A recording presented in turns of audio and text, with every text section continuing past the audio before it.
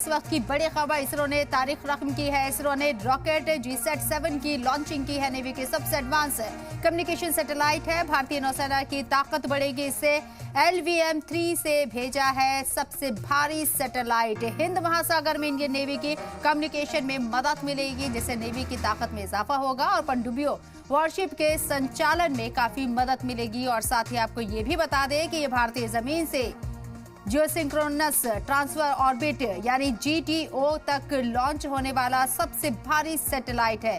Rocket जब इस orbit में सैटेलाइट छोड़ देगा तो 3 से 4 दिन बाद सैटेलाइट इंजन फायर करेगा और ऑर्बिट को सर्कुलर कर लेगा।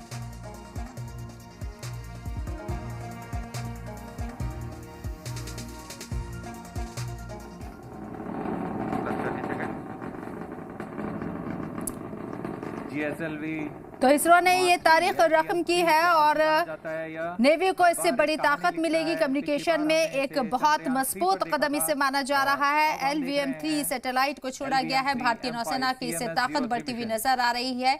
LVM-3 से भेजा है सबसे भारी satellite. And satisfaction together at the countenance of the witnessing ISRO scientists. S200 motor plus 5 seconds.